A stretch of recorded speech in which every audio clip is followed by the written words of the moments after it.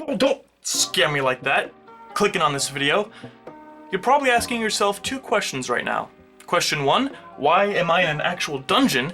And question 2, what is that hideous thing growing on my face that is sure to be some kind of fungus? Well, the answer to your first question, why I'm in a dungeon, is the same reason I'm holding this. To defend myself and my honor against the onslaught of toilet paper bandits that are about to descend upon my household now that it is the end of the world. I just realized that joke about toilet paper bandits won't make sense a year from now when the coronavirus isn't a thing anymore. But to answer your second question, why have I become a human chia pet, is the same reason why I'm holding this. So let's just jump into things, and in the wise words of Nike, just do it. Now that the end of the world is descending upon us, thousands are asking questions like, how can I protect myself and my family? How long will this self-quarantine last? And where can I find another job? But the question that no one is asking is, if you were in a horror movie, which movie monster would you be?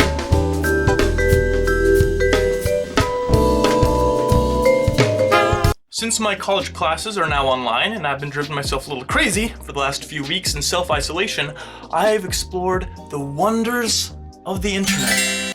Specifically, the which one are you quizzes that have been plaguing the internet for years. Quizzes that answer very specific questions, soul-searching questions like, which Harry Potter mom are you? Or how old are you gonna be when you get married? I took that quiz, I'm currently 21 years old, and the quiz said I will get married at 18.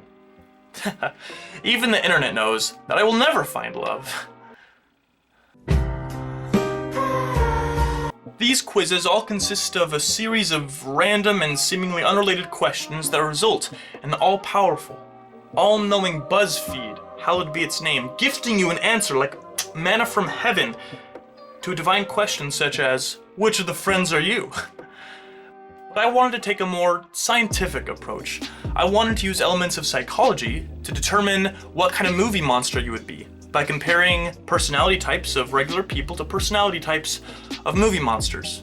But Grant, I don't hear you asking, how could you possibly determine the personality types of fictitious characters? Great question! I again did not hear you ask. This is where the Myers-Briggs personality test comes in.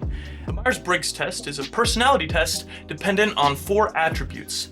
Whether you're either introverted or extroverted, sensing or intuitive, feeling or thinking, or judging or perceiving. The combination of these 8 personality traits creates 16 different personality types.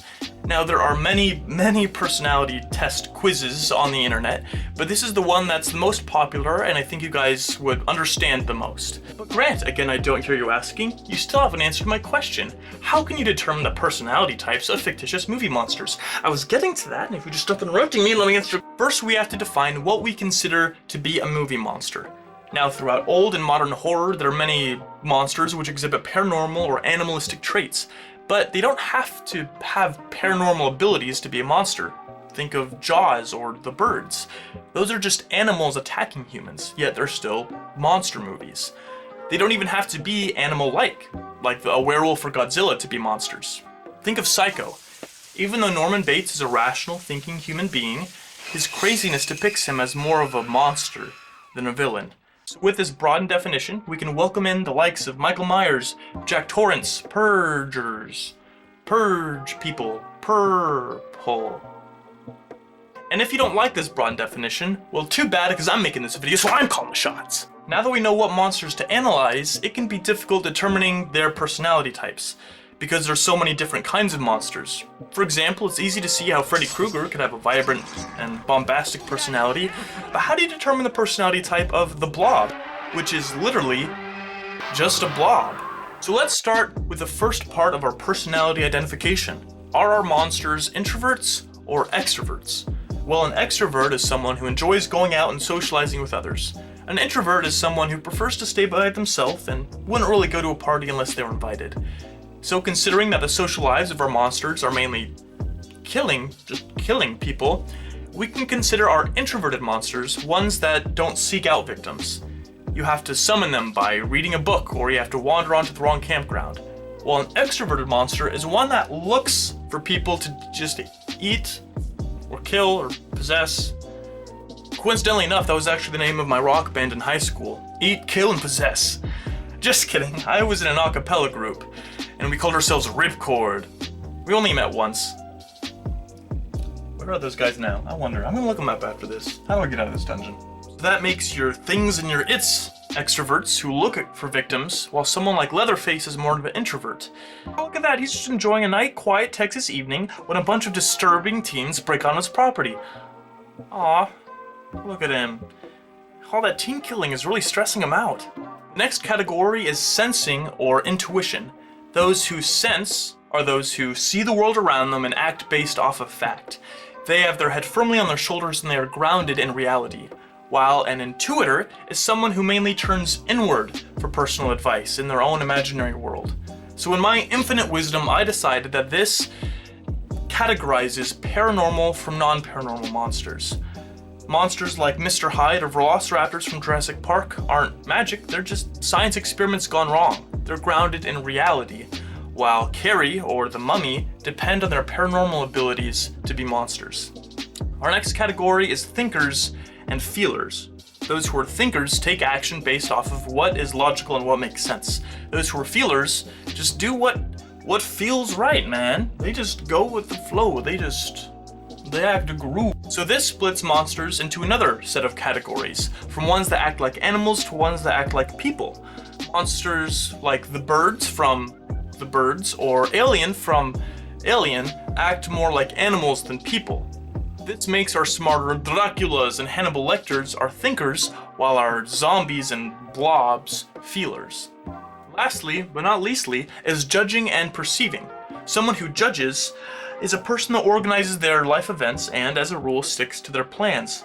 He's the one friend who orders the same Crunchwrap Supreme every time you go to Taco Bell, never wants to branch out, get something different, spice up life. No, never. Someone who perceives is a person that is inclined to improvise and explore alternative options. They're the one friend that when everyone else wants to go to the movies, they want to go streaking down a crowded football field. Which is a very specific example that I randomly came up with just now, and is an action which I have never done. So with all of this information, I have compiled a list of over 60 different movie monsters in an Excel spreadsheet. That's right, ladies. Not only am I a stone cold hunk, but I also do Excel. So I have spent more hours than I care to admit creating an online quiz that determines which movie monster you are, based off of actual science. If you click the link in the description and input which personality type you are according to the Myers-Briggs test, which there will be a link to in the quiz that you can take if you don't know, you just answer a few other questions based off of personal preference and physical appearance to determine which monster you are.